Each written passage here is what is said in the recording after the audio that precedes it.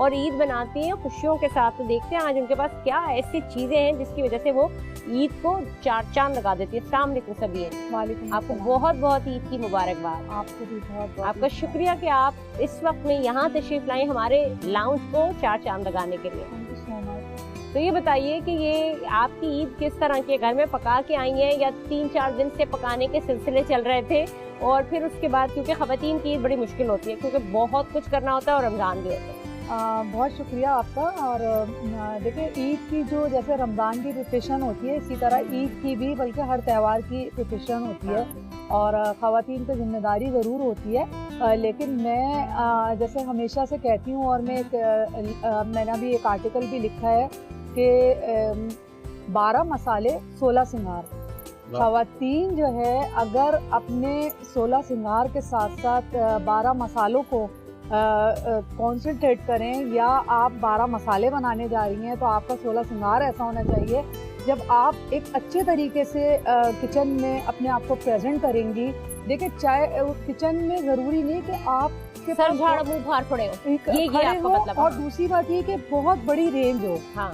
हर किसी के अपने घर के मामलात होते हैं, हर किसी के मेन्यू सेट्स होते हैं, मेन्यू सेट होते हैं। उसमें ये है कि आप सबसे पहले फ्रेश होने के बाद जब ख़वातीन किचन में जाएं तो मैं समझती हूँ कि कुदरती तौर पे एक चीज़ जो है वो बड़ी आसानी से आप जो है उसको कैरी कर सकते हैं।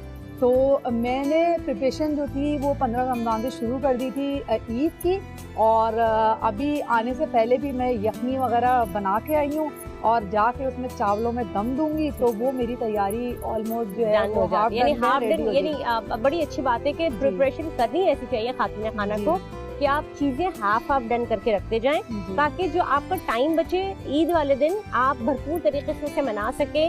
चावल खाली दम दे रहे हो, कबाब तल रहे हो, खाली आपके बहुत सारी ऐसी चीजें हैं जो आपके फ्राइबल्स जो हैं वो तैयार हुए हुए हो, बस आपने उसको करना हो तो ये बड़ी मदद हो जाती है। लेकिन खातून खाना का आपने मुझे बड़ी अच्छी टिप दी है कि अगर आप तैयार होकर काम करेंगे तो उसमें ना आपको खुद भी मजा आता है और लज्जत आती है। जैसे हम कभी कभी कहते हैं ना जब हम इबादत करते हैं या अल्लाह के सामने जाते हैं तो हम अच्छा लिबास में जाएं।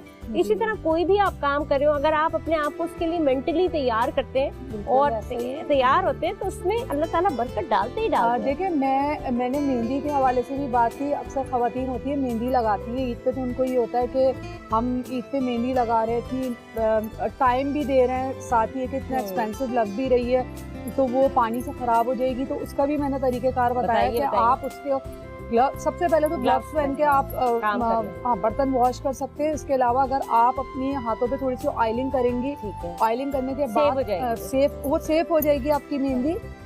और उसके बाद आप सारा खाने की तैयारी करें, गोश्त भी वॉश करना है, सब्जी भी वॉश करनी है।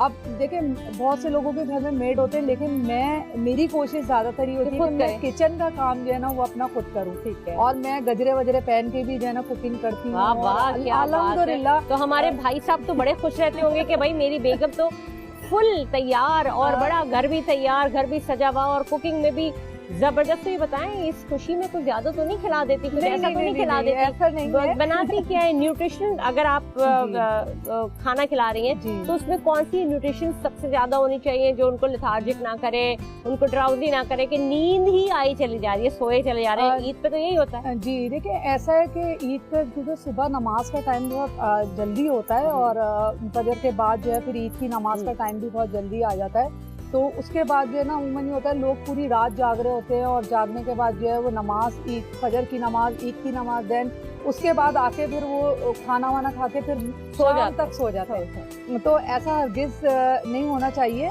अगर रात में हम जल्दी सो के और सुबह फजर की और नमाज पढ़ के और ईद की नमाज पढ़ के हम नाश्ता करें हेल्दी सा, उसके बाद हम निकल जाए। हाँ, हम ईद मिले जाके बाहर ईद मिले।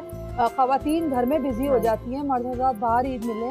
उसके बाद ये कि दोपहर का खाना है, फिर आपका रात का खाना है। तो मैं ये कहती हूँ कि खाने की क्वांटिटी को अगर हम जो है डिवाइड कर लें, पोर्शन में कर लें, तो फिर उससे ये होता है कि आप खाना जो है पोर्शन में खाएंगे तो फिर आपको नींद या ये समझ लें कि जो आपको एक नकाहसी महसूस होती है वो महसूस। लेकिन सभी ये भी तो सच है ना कि चूंकि रोजे गुजरे होते हैं ना, रोजे गुजरे होते हैं तो आपकी बॉडी और मेटाबॉलिज्म रोजों के हिसाब से हो जाता है। अब अगर आप उस